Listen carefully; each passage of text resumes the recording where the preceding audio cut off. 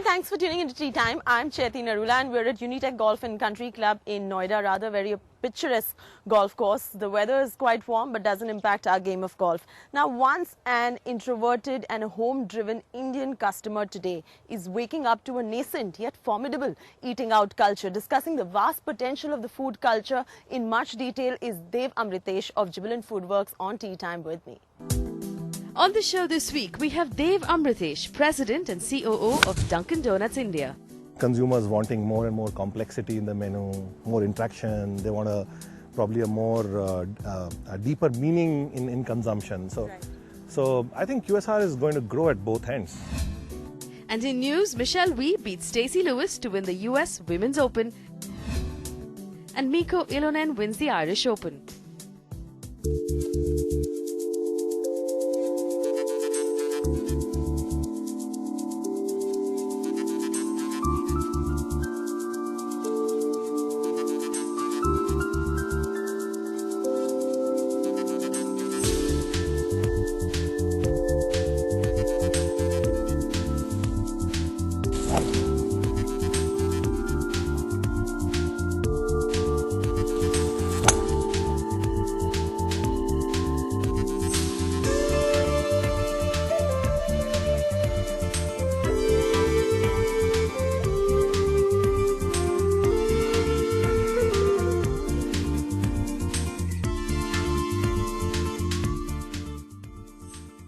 Dev Amritesh, welcome to Tea Time. Hi. Lovely having you on the show today. Pleasure. Let's hit the brass tacks now, straight away with the food services market. Today, the food services market stands at $48 billion US, and the expected projections for the next 5 years going forward is $78 billion US thereabout. How much is this in line with your estimates at Dunkin Donuts as well? Yeah, these are numbers straight out of the NRAI Technopack Food Service that's report. correct. So, you know, being members of NRAI, we've been involved with some of these projections and these numbers. So these numbers are really, I think, the right numbers. Sure. NRAI did a lot of good work last year in getting a good sense of what the industry is, not just the overall industry, but also the organized component of it. Sure. You know, and the chained QSR component, which is what we are more interested in. Right. Is about 12,000 crores. And that's the market which is growing very fast, you know, as people are, getting more and more interested in brands and more interested in hygiene and looking at consumption in restaurants also as a way to define themselves. Sure. We see that part of the market growing very rapidly.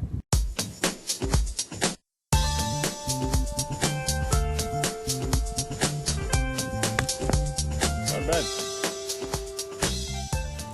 Good again. Thank you. Sure.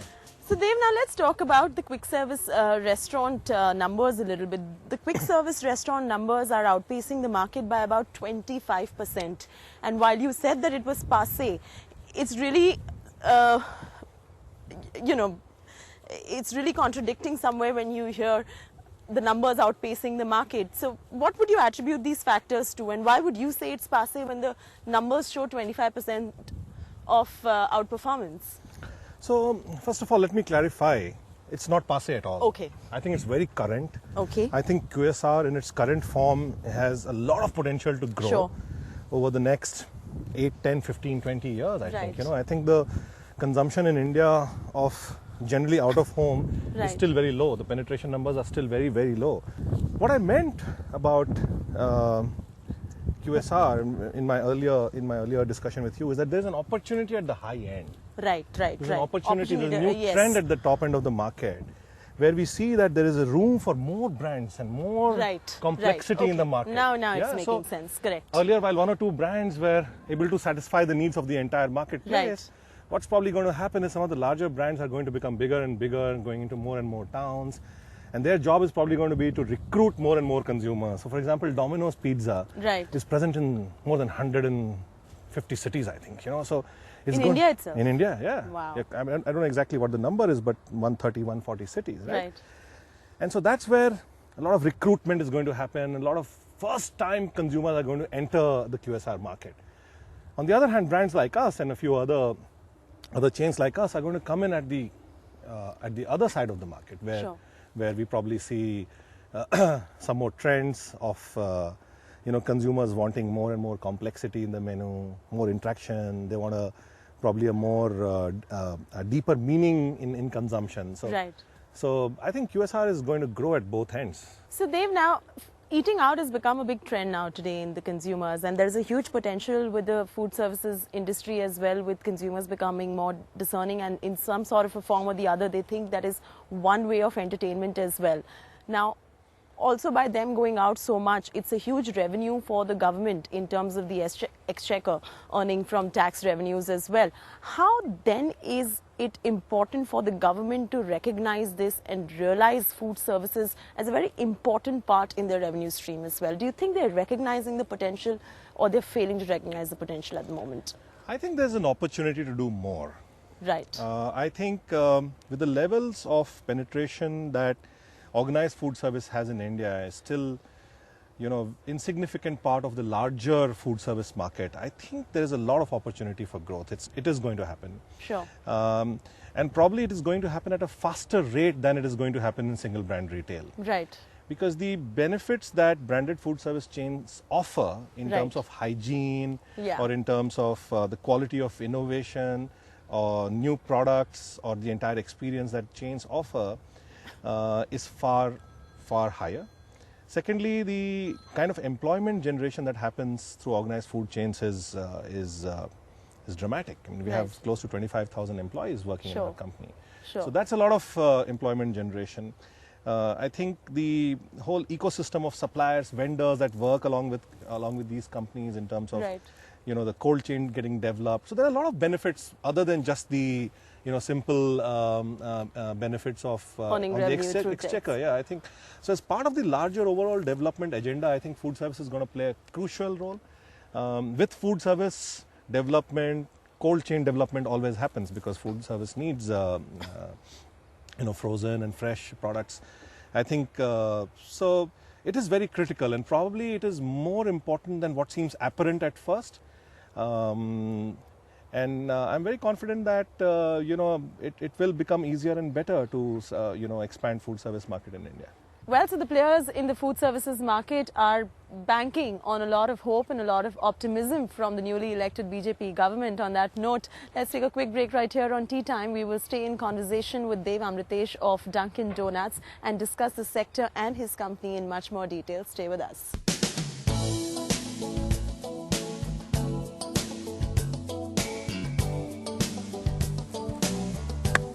Good shot. Thank you. Thank you so much for staying with us on Tea Time, and welcome back. And we're still in conversation with Dev Amritesh, and we're discussing the food services market in much detail. Now, Dev, when you started Dunkin Donuts here, I mean, my observation simply has been that your biggest learning from where you left off at Domino's within the Jubilant food workspace itself was the fact that localization was key with the way you have designed the menu today at Dunkin. Am I right? Am I wrong? And why localization? Yeah, you're absolutely right. It's just that we have a deeper insight on localization. And even at Domino's, if you look at the menu, you would find that localization for us doesn't mean just adding masala or samosa or something like that to the Indian menu. I mean, it'd be funny to order samosa donut, obviously. Yeah, so, that's what typically people think, when they say localize kar do, make the... So our concept of localization is we must do something that is right for our target consumer. Correct. That's localization, okay? At Dunkin Donuts, I talked to you earlier about us talking to a certain kind of consumer. Correct. The adult QSR consumer. And one of the things they were telling us is that they don't find QSR engaging enough. So one of the things we did to localize was to make the entire conversation adult. Right? So we started designing products from a starting point of what role will those products play in the lives of these consumers, rather than saying, how can we just localize the taste? So we have a burger called the Tough Guy Burger. Okay. Okay. Yeah. And what the Tough Guy Burger does is that it helps you it applies a balm of irony on your life. Correct. So it helps you acknowledge. For women, probably it helps them acknowledge only tough guys left are the burgers now. Right. So it's that kind of a conversation. The Alive by Chocolate Donut, Death by Chocolate Donut. Recently, we launched the Wicked Wraps. Right. So all of these products are in response to something that's happening in the lives of consumers, right? And that's the localization. And that's where we, sort of bring products and the whole culinary side of it, which is right for these consumers. I mean, not just Dunkin Donuts, I'm talking in general now.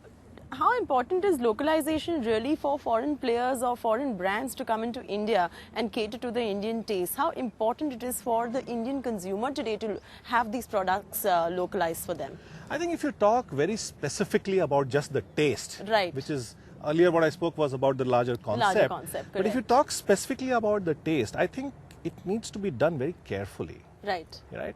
Especially for new brands. When brands like ours enter the market, consumers have a certain expectation from us. Because they've tried them abroad They've tried them abroad, and even if they haven't tried them abroad, they don't expect us to be doing stuff which a quintessential Indian brand would do. Right. So it needs to be done carefully. In our case, our strategy is to have a brand with an extremely Western vocabulary. Correct. Right? Correct. But include those things in the menu from the Western Dunkin Donuts world that resonate with the taste profile of the Indian audience. True. Instead of picking up, recipes from traditional Indian menus and bringing them into Dunkin Donuts. Right. So I think that's our approach. That's the difference. That's the difference. Whereas if you're a brand which is well established, already has huge set of consumers, and then you could look at doing something which is a little more Indianized for a certain target group. So I think new brands, our lesson is new brands need to be careful. If you push it too far, then you might end up losing your identity and who consumers think you are.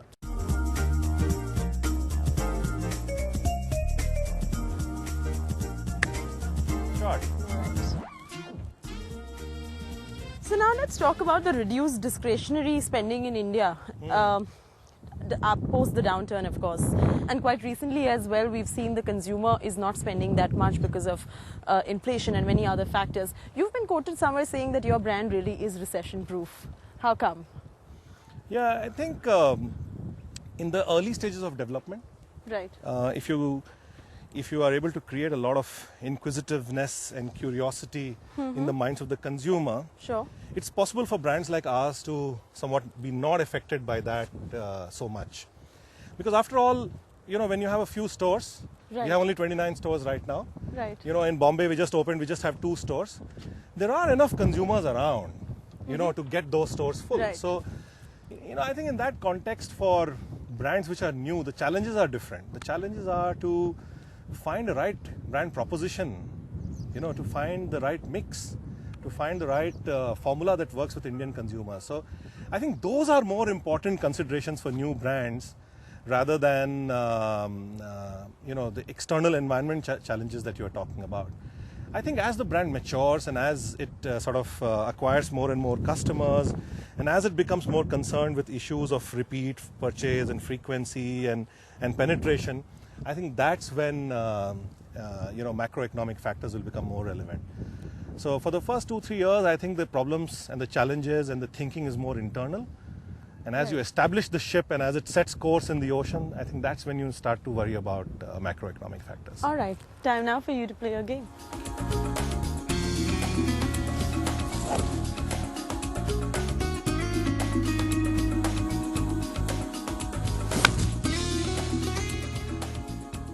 Okay, so let's talk about the 1,000 crore rupee coffee market. Does that look fiercely competitive to you? Is that the reason why you have positioned yourself more as a quick service restaurant than a coffee player per se? No, not really. I think coffee is an extremely important part of what Dunkin Donuts does in India and around the world. But the context in which we want to do coffee is more in a QSR setting rather than in a coffee shop setting. We like to infuse a lot of things into our coffee, get some chocolate into it, get some butterscotch into it. So make it like a beverage which is fun and cool for people to have, and not just a beverage which is you need to sit down and be sophisticated. So I think our take on coffee is slightly different. We're going to stay with coffee. We're going to also discuss about how you all were in talks with Starbucks earlier to bring them to India as well. But all that and more on the other side. Let's take a quick break right here on Tea Time. Dev and I will see you on the other side very shortly. Stay with us.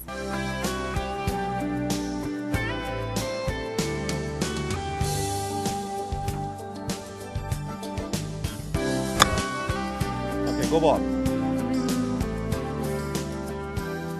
Yeah, you can putt from there. Probably. Yeah. Well, thank you for staying with us on Tea Time. We're still in conversation with Dev Amritesh of Dunkin Donuts, and he's somewhere trying to better my game as well, as far as golf is concerned. I'm playing quite over par for a par 4, but that's such is life. Now, earlier this year, Jubilant Foodworks had given a guidance of about 25 stores of Dunkin Donuts and about 145 odd outlets of Domino's Pizza as well. That's right. How much are you on track with that guidance that the company had given out?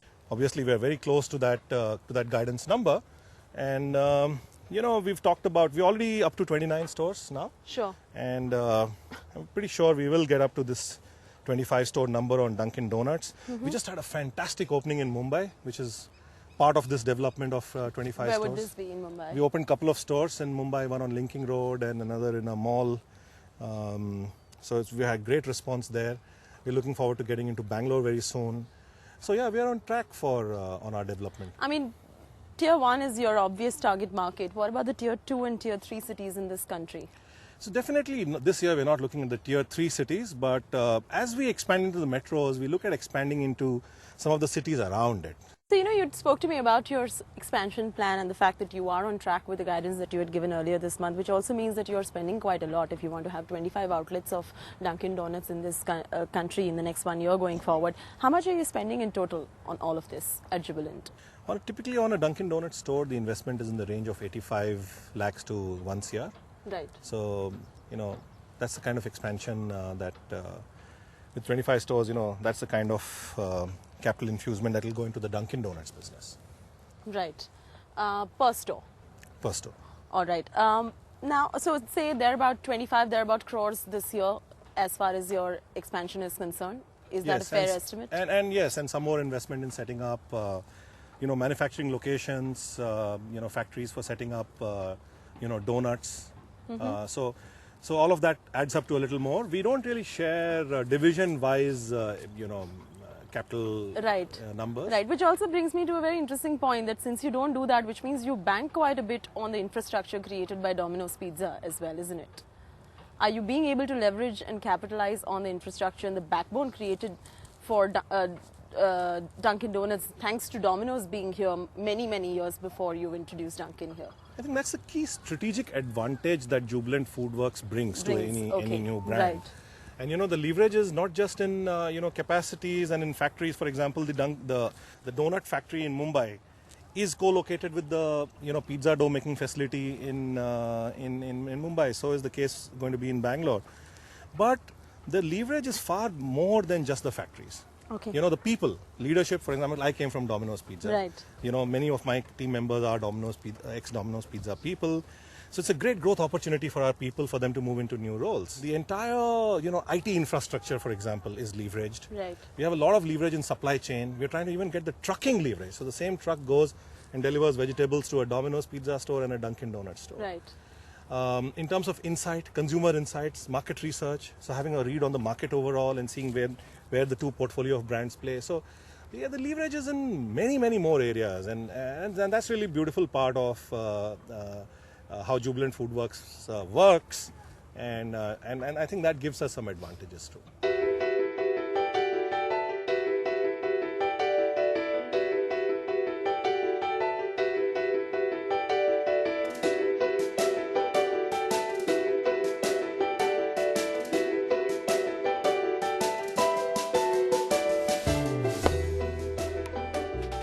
Oh my gosh.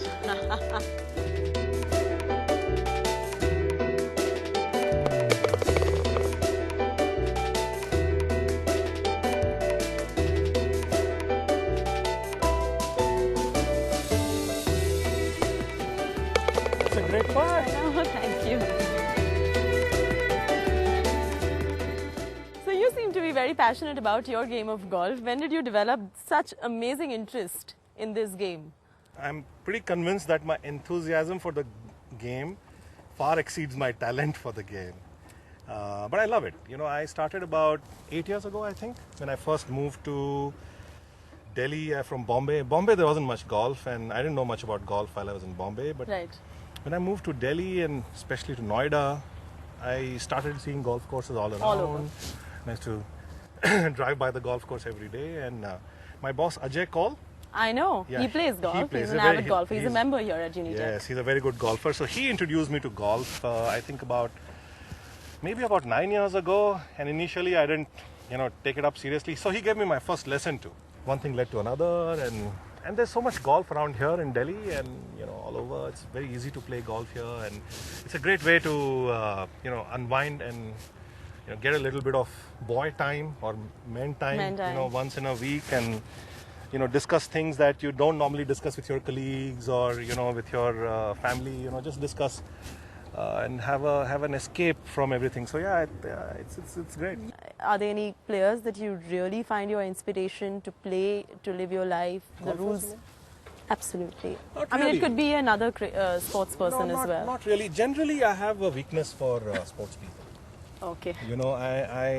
I'm a failed sports person myself. I used to be a good badminton player, but because of various reasons, right, I didn't make it. So I still have that, that yearning towards I think I still have that sense of loss. And whenever I see, and I know what sports people go through, and I know what they have to overcome. Absolutely. So generally, I have a lot of weakness for golfers and all sports persons. So I'm more a fan of people like my friends who are professional golfers, like Amardeep Malik. He trains out at the golf course where I do. He's a top 20 India player, top 10 India player. So Sudhir Sharma, another professional golfer. So these are my friends, but they are more the people that I'm interested in, as opposed to somebody who wins the PGA. Right. All right. On that wonderful note, thank you so much, Dev, for joining me on TeeTime today. It's a pleasure.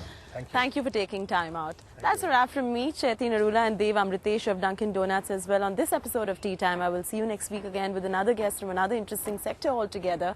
Until I see you next weekend, enjoy the flight of a good drive.